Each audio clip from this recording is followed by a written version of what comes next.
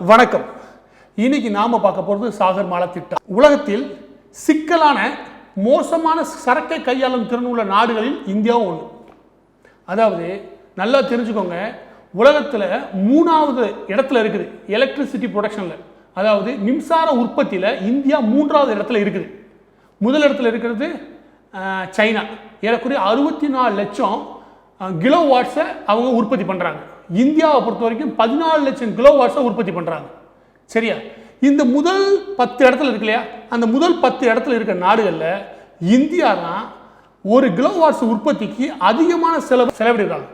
அதாவது China 1 kilo watts மின்சார உற்பத்திக்கு சுமார் 6 ரூபாய் செலவு பண்ணுறாங்கன்னா, இந்தியாவில் 1 கிலோ வாட்ஸ் மின்சார உற்பத்திக்கு குறைஞ்சபட்சம் 12.88 பைசா, அதாவது 12 ரூபா நெருக்கி செலவு பண்ணுறாங்க. அதாவது 2 மடங்கு அதிகமாக இந்தியா செலவு பண்ணி ப்ரொடக்ஷன் பண்ணுது அதாவது எலக்ட்ரிசிட்டியை. எதனால் இது நடக்குதுன்னு நினைக்கிறீங்க?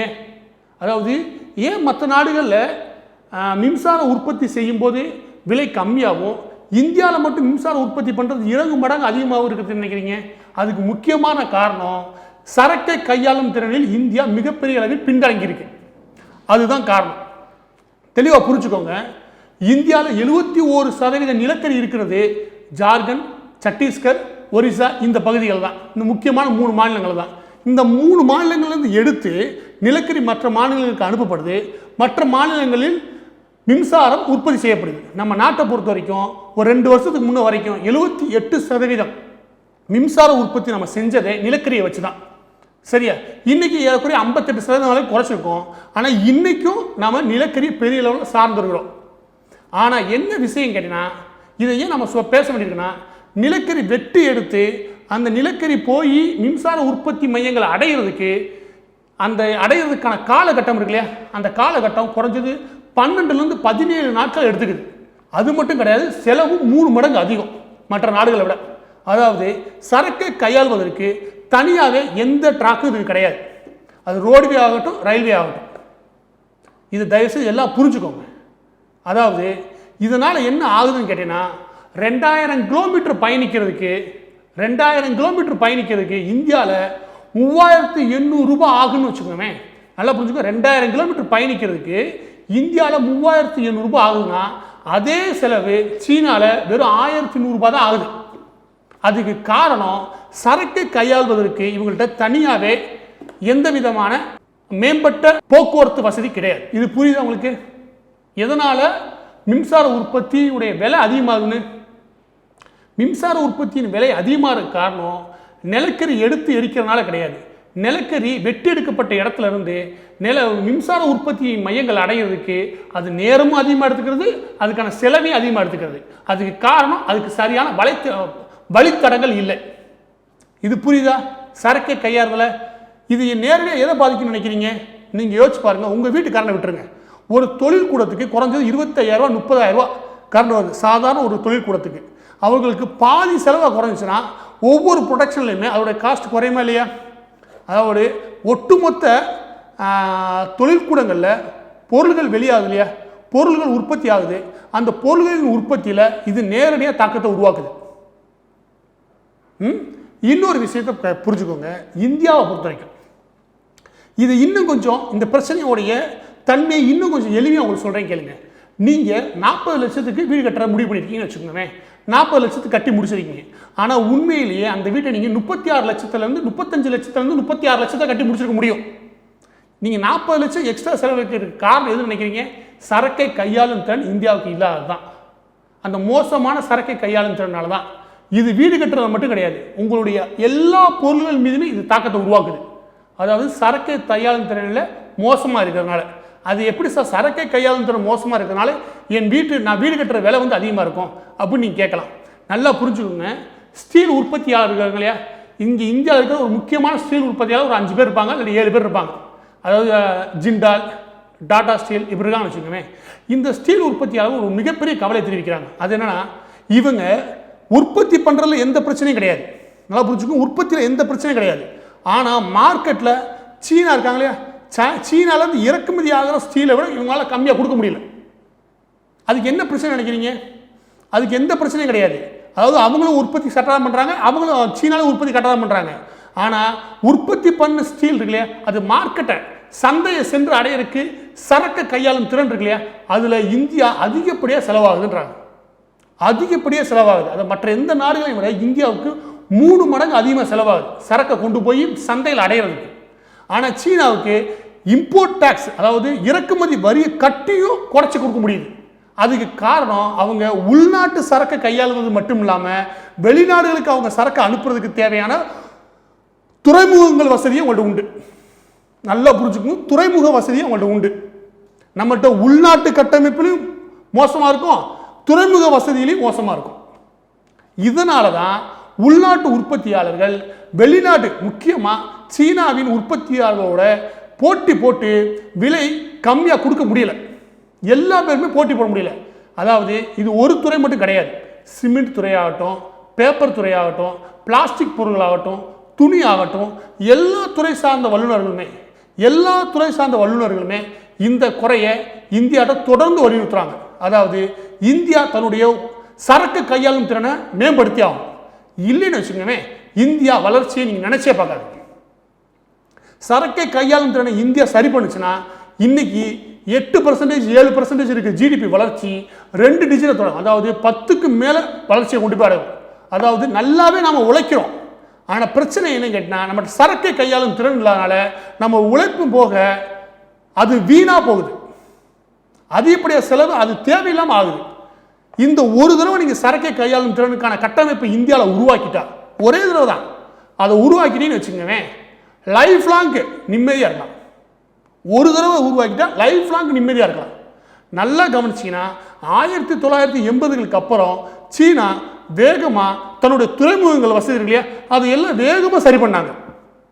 இன்னைக்கும் சீனா தெற்காசியாவில் இருக்கிற பெரும்பாலான நாடுகளில் துறைமுகத்தை கட்டுப்பாட்டில் வச்சுருக்காங்க. அட்லீஸ்ட் ஒரு துறைமுகத்தையாவது கட்டுப்பாட்டில் வச்சுருக்காங்க. இது ரிப்போர்ட். இந்தியாவை தவிர மற்ற எல்லா நாடுகள்லையும் சீனா ஒரு துறைமுகத்தையாவது கட்டுப்பாட்டில் வச்சுருக்காங்க. ஏன்னா அவங்க துறைமுகத்தை ரொம்ப தீவிரமாக விரும்புகிறாங்க. எதனாலனா தங்களுடைய உள்நாட்டு உற்பத்தியாளர்களுடைய பொருளை உள்நாட்டு சந்தை மட்டும் இல்லாமல் வெளிநாட்டு சந்தைகள்லையும் கொண்டு போய் சேர்க்கறதுக்கு அவங்க தீவிரமாக இருக்காங்க. நம்ம என்னதான் ப்ரொடக்ஷன் பண்ணாலும் உள்நாட்டு சந்தையிலேயே ஒரு சந்தையிலேருந்து இன்னொரு சந்தையை போய் அடையிறதுக்கு பொருள் காலமும் நேரமும் எடுத்துக்கிறது, செலவு அதிகமாகுது. இந்த பிரச்சனையை சரி பண்ணலைன்னா சாதாரண குண்டு ஊசி தயாரிக்கிறத ஆரம்பித்து இந்த பேனா தயாரிக்கிறத ஆரம்பித்து ஸ்டீல் உற்பத்தியாளர் வரைக்கும் எல்லா பேருக்குமே பிரச்சனை, எல்லா இண்டஸ்ட்ரிக்குமே பிரச்சனை. இந்த இண்டஸ்ட்ரி இந்த சரக்கை கையாளும் திறனை ஒட்டுமொத்தமாக மாற்றி அமைச்சாகும். அந்த தேவைக்காக உருவாக்கப்பட்டதான் சாகர்மாலா திட்டம். இப்போ நாட்டோட பிரச்சனை என்ன நமக்கு புரிஞ்சுது சரியா? இதில் மிக முக்கியமான விஷயம் என்ன கேட்டிங்கன்னா, மற்ற நாடுகள்லேருந்து நம்ம கற்றுக்க வேண்டிய முக்கியமான பாடம் என்னன்னு கேட்டிங்கன்னா, உள்நாட்டு சரக்கு கையாளுறதாகட்டும், வெளிநாடுகளில் சரக்கு ஏற்றுமதி இறக்குமதி விஷயங்களை கையாளுறதாகட்டும், முக்கியமான விஷயம் என்ன கேட்டால் நீர்வழி போக்குவரத்து இருக்கு இல்லையா, கடல் மார்க்கமாக ஆகட்டும், உள்நாட்டில் நீர்வழி போக்குவரத்து இருக்கு இல்லையா, இதை அதிகப்படுத்தணும். ஏன் அப்படின்னு கேட்டிங்கன்னா, ஒரு 20 அடி கண்டெய்னரை ஒரு லாரி கொண்டு போகிறதுக்கும் ஒரு 20 அடி கண்டெய்னரை 20 அடி கண்டெய்னரை ஒரு கப்பல் கொண்டு போகிறதுக்கு வித்தியாசம் இருக்குது. அது மிகப்பெரிய அளவில் செலவை மிச்சம் பண்ணுது. ஒட்டு மொத்தமாக நகர்த்தவும் முடியும். நீங்கள் சாலைகளையும் ரயில்வே பாலங்களையும் நம்புறது இருக்கு இல்லையா, அது நல்ல விஷயம்தான். 72% அளவுக்கான சரக்கு உள்நாட்டு சரக்குகளை கையாளுறதுல இதுதான் பயன்பட போகுது. ஆனால் ஏற்றுமதி இறக்குமதி என்ற விஷயத்தில் முக்கியமான அளவில் பெரும் பங்களிப்பாக தரப்போகிறது இந்த துறைமுகங்கள் தான். அதை விட ரொம்ப முக்கியம் என்னன்னு கேட்டிங்கன்னா, இந்த துறைமுகங்கள் நிலக்கரி, சிமெண்ட், இந்த மாதிரி கனரகமாக இருக்கு இல்லையா, பெரிய பெரிய விஷயம் சைஸில் இருக்கு இல்லையா, இதை எல்லாத்தையுமே எடுத்து கையாளுறதுல கப்பல்கள் தான் சிறந்த விஷயம். நான் சொல்கிற புரிஞ்சுக்கணும். எனவே இப்போ இந்த சாகர்மாலா திட்டத்துக்குள்ளே போவோம். ஒட்டு மொத்தமாக இந்தியாவில் இருக்கிற ஏறக்குறைய 7500 கிலோமீட்டர் பரப்பளவு உள்ள இந்த கடற்கரை சாலைகள் இருக்குல்ல, கடற்கரை பகுதிகள், இந்த கடற்கரை பகுதிகளை நவீனமயப்படுத்தணும்.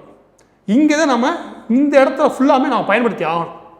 தெளிவாக மற்ற நாடுகள் எந்த அளவுக்கு தங்களுடைய கடற்கரை பகுதிகளை பயன்படுத்துகிறாங்களோ அதே அளவுக்கு நாமளும் பயன்படுத்துகிற அளவுக்கு நவீனமயமாகணும். சரியா? இந்த முக்கியமான விஷயத்தில் தான் சாகர்மாலா தொடங்குது.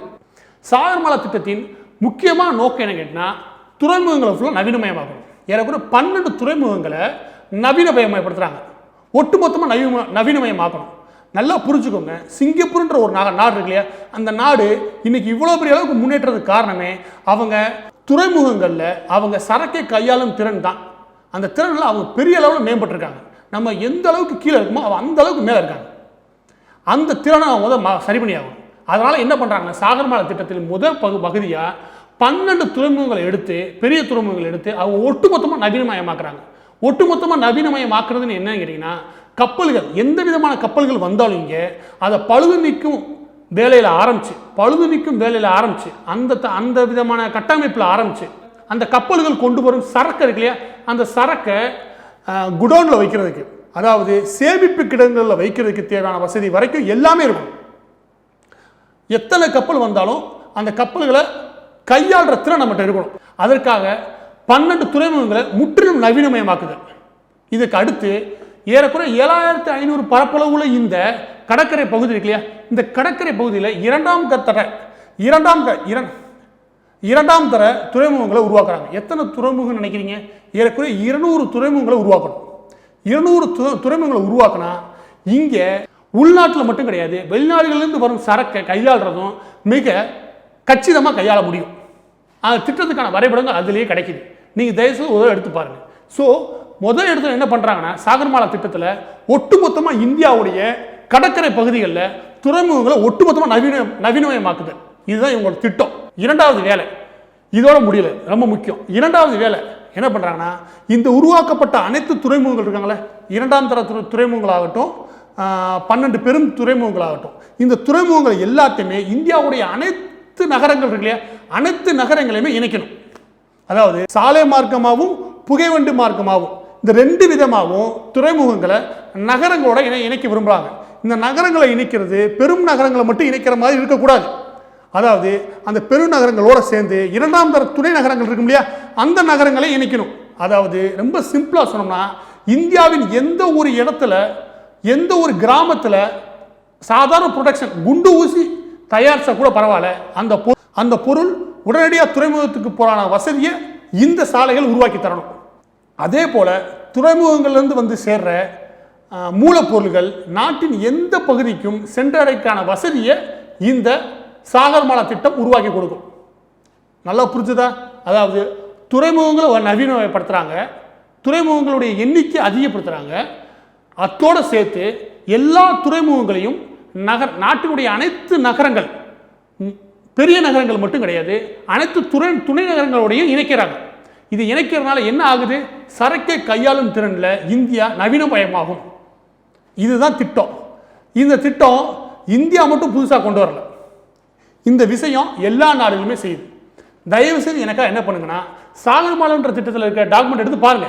அதோட மற்ற நாடுகள் இருக்கு இல்லையா, பிரான்ஸ், பிரிட்டன், சீனா, அமெரிக்கா, இந்த நாடுகளில் எந்த விதமாக அவங்களுடைய துறைமுகங்களை மேம்படுத்தியிருக்காங்கன்னு தயவு செய்து தேடி பாருங்க.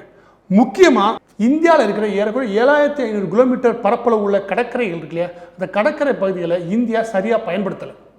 அதுதான் முதல் சிக்கலை.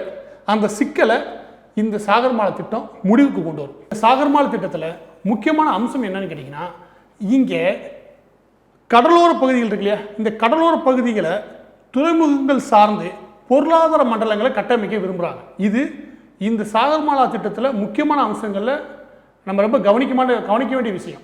இந்த பொருளாதார மண்டலங்கள் ஏன் உருவாக்கப்படுது அப்படின்னு நீங்கள் கேட்டிங்கன்னா, ஒரு எடுத்துக்காட்டுக்கு நீங்கள் மிகச்சிறந்த அளவில் மர வேலைகள் செய்யக்கூடிய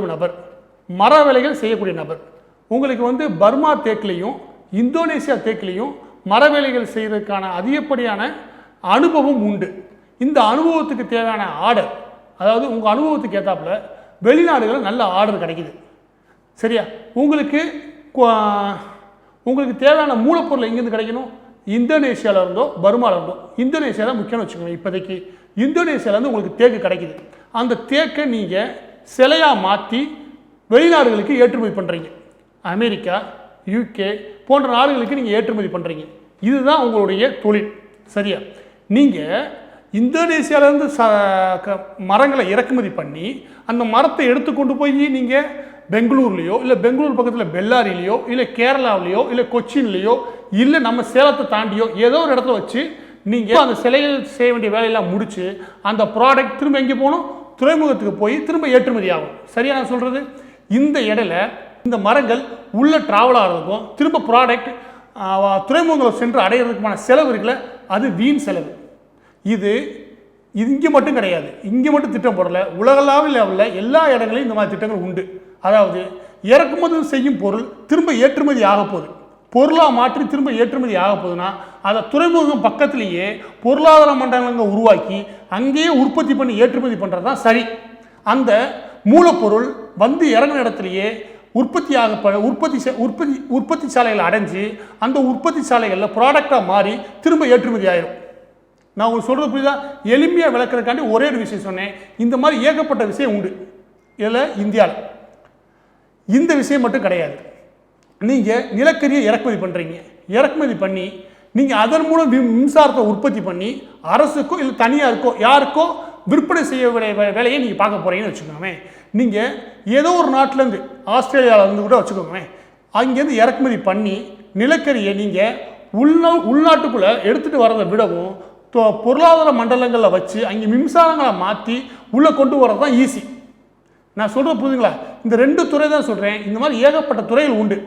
இந்த விஷயத்துக்காக கடலோர பகுதிகளில் பொருளாதார மண்டலங்களில் சிறப்பு பொருளாதார மண்டலங்களை உருவாக்குறாங்க. இது முக்கியமான அம்சம். இந்த பொருளாதார மண்டலங்களை இன்னும் ஒரு சிறப்பு என்னன்னு கேட்டிங்கன்னா, வெளிநாடுகளில் இருந்து மூலப்பொருள்களை நேரடியாக கொண்டு வந்து அங்கே வச்சுக்க முடியும்.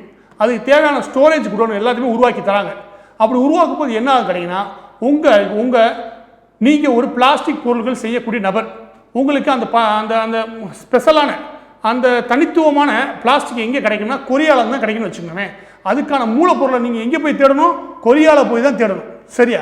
ஆனால் இந்த பொருளாதார மண்டலங்களில் அந்த மூலப்பொருள்கள் கிடைக்கும்னா நீங்கள் அங்கே போய் வாங்கிக்கலாம். சரியா இல்லையா?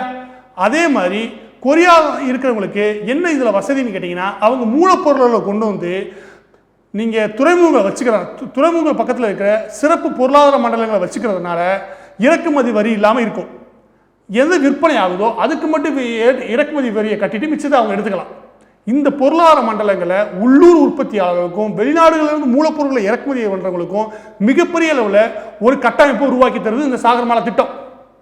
இந்த திட்டத்தை தான் இங்கே சில பேர் தவறாக புரிஞ்சுக்கிட்டு வெளிநாடுக்காரங்களுக்கு அவங்க ஏதோ இடத்த முழுசாக கொடுக்க போகிறதாகவும் நாட்டையை விற்க போகிறதாகவும் பொருளைகள் கிளப்புறாங்க. இந்த விஷயத்தை சரியாக புரிஞ்சுக்கணும்னு நீங்கள் நினைக்கிறீங்கன்னா தயவு செய்து நான் என்ன சொல்கிறேன்னா, சீனாவை மட்டும் எடுத்து அவரோட கடற்கரை ஓரங்களில் உருவாக்கப்பட்டுள்ள சிறப்பு பொருளாதார மண்டலங்கள் எப்படி இயங்குன்ற விஷயத்தை தயவுசெய்து தேடி படிங்க. அங்கே தேடி படிச்சாலே உங்களுக்கு முழு விவரம் தெரிஞ்சிடும்.